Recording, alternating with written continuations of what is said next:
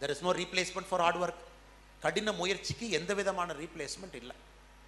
ஒரு Chinese proverb ரொம்ப அழகாக சொல்லுவாங்க, nobody died because of hard work அப்படின்னு. அதாவது இந்த உலகத்தில் எந்த ஒரு மனிதனும் கடினமாக முயற்சி செய்து இறக்கலை. ஒரு வீட்டுக்கு பெரிய காரியத்துக்கு போகிறீங்க, ஆனால் என்னென்ன பெரியவர் இறந்துட்டாரு என்னென்ன ஆச்சுன்னா அந்த வீட்டில் யாரும் நம்மகிட்ட சொல்ல மாட்டாங்க, அண்ணே ரொம்ப கடின முயற்சி பண்ணி இறந்துட்டாருன்னு யாரும் சொல்ல மாட்டாங்க. எங்கேயாச்சும் கேட்டிருக்கீங்களா? அது பெரிய காரியத்தில் கேட்டிருக்கீங்களா? என்னென்ன இறந்துட்டாங்கன்னா ஹார்ட் ஃபெயிலியர், லங்ஸ் ஃபெயிலியர், வயசாயிருச்சுங்க அப்படின்னு சொல்லுவாங்களோ தவிர, அண்ணே ரொம்ப ஹார்ட் ஒர்க் பண்ணாருன்னே வேண்டான்னு சொன்னோம் ஆனால் இறந்து போயிட்டாரு பாருங்கள்.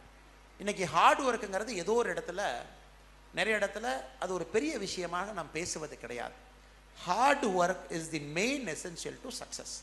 ஹார்ட் ஒர்க் இல்லாமல் நம்மால் எந்த ஒரு விஷயத்தையும் அடிப்படையில் செய்ய முடியாது. உங்களுக்கு 24 மணி நேரம் இருக்குது. 24 மணி நேரம் என்பது ஒரு மனிதனுக்கு அதிகமான நேரம், அது குறைவான நேரம் கிடையாது, அதிகமான நேரம். அந்த 24 மணி நேரத்தையும் நீங்கள் முழுமையாக அனுபவிக்கிறீங்களா நீங்கள் எழுதணும். நீங்கள் நம்பிக்கை இல்லைன்னா ஒரு டைரி எடுத்து எழுதுங்க.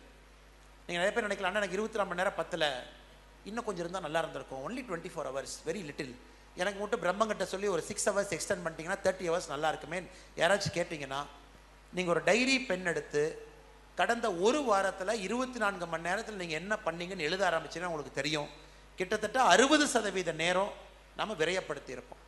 60% நேரம் தேவையில்லாத 60 வேலையை செஞ்சுருப்போம். அதனால் 24 மணி நேரத்தை முழுமையாக பயன்படுத்துவது தான் உங்களுடைய வெற்றியினுடைய ரகசியம்.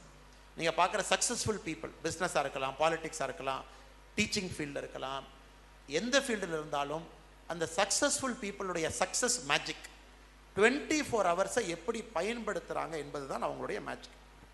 எனக்கு தெரியும், என்னுடைய பேட்ச் 2011 இந்தியன் போலீஸ் சர்வீஸ் பேட்சில் நண்பர் ஒருத்தர் இப்போ ஒரிசா கேடரில் இருக்கார், ஐபிஎஸ் ஆஃபீஸராக, பெரிய ஆஃபீஸர், நல்லா பேர் வாங்கி பெரிய லெவலில் பண்ணுறாரு, தமிழ்நாட்டுக்காரங்க மக்களுடைய அன்பை வாங்கியிருக்கார். முதல் நாள் நாம் எல்லாம் இந்த மாதிரி ஒரு பெரிய அரங்கில் செல்ஃப் இன்ட்ரொடக்ஷன் பண்ணோம். நீங்களும் காலேஜ் போனால் எதிர்த்து சொல்லுவீங்க, உங்கள் பேர், எந்த ஊர், என்ன படிச்சிருக்கீங்கலாம் சொல்லுவீங்க. அதே போல் நாங்களும் சொன்னோம். அப்போ இந்த மனிதர் எந்திரிச்சு மைக்கில் தமிழ்நாட்டில் இந்த ஊர்லேருந்து வர்றேங்க, இந்த மாதிரி பண்ணியிருக்கேன், இந்த மாதிரி பண்ணியிருக்கேன்னு சொல்லும் பொழுது ரொம்ப வித்தியாசமாக இருந்துச்சு. அவருடைய செல்ஃப் இன்ட்ரொடக்ஷனே ரொம்ப வித்தியாசமாக இருந்துச்சு. எல்லோரும் செய்யாத ஏதோ ஒன்று செஞ்சுட்டு அவர் வந்திருக்கார்.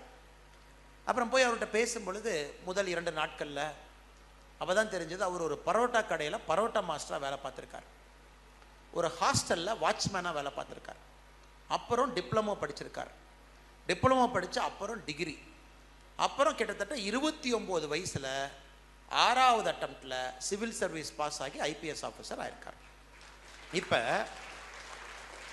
இப்போ இந்த மனிதனை கொண்டு வந்து நீங்கள் ஒரு மேடையில் உட்கார வச்சு எல்லா ஐபிஎஸ் ஆஃபீஸர் உட்கார வச்சிங்கன்னா அனைவரும் சமம் கிடையாதுங்க, அனைவரும் சமம் இல்லை. அது ஆண்டவன் நமக்கு சமமான வாழ்க்கையை ஆரம்பத்தில் கொடுப்பது கிடையாது. தந்தை தாய் ஐபிஎஸ் ஆஃபீஸராக இருந்தவங்களுடைய குழந்தைகள் நம்ம பேட்சில் ஐபிஎஸ் ஆஃபீஸராக இருக்காங்க. அப்பாவும் ஐபிஎஸ், அம்மாவும் ஐபிஎஸ், தாத்தாவும் ஐபிஎஸ், 3வது ஜென்ரேஷன் ஐபிஎஸ் நம்ம பேட்சில் இருக்காங்க, என்னுடைய பேட்சில் இருக்காங்க. அப்பா ஸ்கூலு பக்கம் கூட ஒதுங்கினது கிடையாது, அப்பா மலைக்கு கூட எட்டி பார்த்தது கிடையாது, அப்பா அம்மா ஒரு வார்த்தை படித்தது கிடையாது, அவங்களுடைய குழந்தைகளும் என் பேட்சில் ஐபிஎஸ்ஸாக இருக்காங்க. ஒரிசா கேடரில் இருக்கக்கூடிய அந்த சகோதரர், எனக்கு நம்ம என்ன பேசினாலும் வைரலாகி போயிடுது, அதனால தான் சில இடத்துல பேர் எல்லாம் சொல்கிறது இல்லைங்க, அது சுற்றி அது வாட்ஸ்அப்பில் எங்கேயோ ஒரு இடத்துல போயிடுது அப்படிங்கிறனால பேர்களை தவிர்க்கிறேன். ஆனால் அவர்கள் பெயர்களை சொல்லி கௌரவப்படுத்த வேண்டும் என்பது என்னுடைய ஆசை. அது நம்ம அரசியல் இருக்கிறனால அது எல்லா பக்கம் ஏதோ ஒரு இடத்துல போயிடும், அதனால் அந்த பேரை சொல்லாமல் சொல்கிறேன்.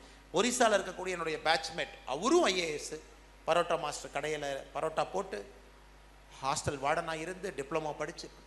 ஸோ நீங்கள் பார்த்தீங்கன்னா அனைவரும் சமம் கிடையாது, ஆனால் அனைவரும் தன்னை சமப்படுத்தி கொண்டார். வாழ்க்கையில் நிறைய பேர் நீங்கள் கிரம்பிள் பண்ணலாம், ஐயோ நான் பிறந்த இடம் சரியில்லை, அங்கே சரியில்லை, ஊர் சரியில்லை, கிராமம் சரியில்லை. ஆனால் ஜெயிச்சவங்ககிட்ட போய் எப்படி ஜெயிச்சிங்கன்னு கேட்டிங்கன்னா 24 மணி நேரத்தை முழுமையாக பயன்படுத்தி கொண்டனால தான் எனக்கு ஒரிசாவில் ஒரு ஐபிஎஸ் ஆஃபீஸராக இருக்கார். 24 மணி நேரத்தை முழுமையாக பயன்படுத்தினார்.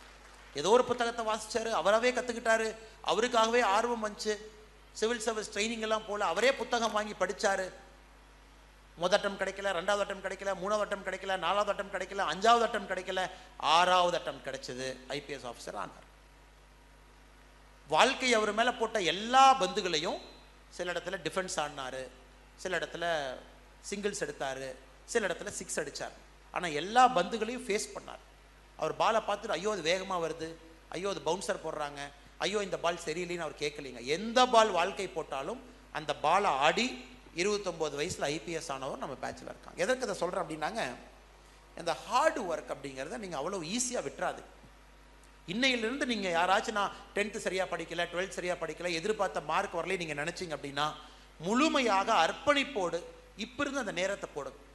ஒரு நிமிஷத்தை வேஸ்ட் பண்ணாது, முழுமையாக அர்ப்பணிப்போடு உள்ள போடுங்க. ஏன்னா இப்போ நீங்கள் போடுறதாங்க அதுக்கப்புறம் வரும். இன்றைக்கி நீங்கள் விதையை போட்டால் தான் பயிர். 30 வயசுக்குள்ளே நீங்கள் என்ன விதையை போடுறீங்களோ அதான் மரமாக, பயிராக, மரமாக மாறப்போகுது. 45 வயசில் நீங்கள் அந்த விதையை போட்டு பிரயோஜனம் கிடையாது. அதனால் இங்கே இருக்கக்கூடிய மாணவ செல்வங்கள், இன்னைக்கு நீங்கள் விதையை போடுவதிலே மட்டும் கவனத்தை செலுத்துங்க. வேறு எதை பற்றி, வெற்றி தோல்வியை பற்றி யோசிக்காதீங்க. வாழ்க்கை எந்த பந்தை போட்டாலும் ஆடப்பாருங்க. எப்படி வாழ்க்கை உங்களுக்கு கர்வ் பால் போட்டாலும் அதை ஃபேஸ் பண்ண பாருங்க. அதுக்காக பயப்படாதீங்க.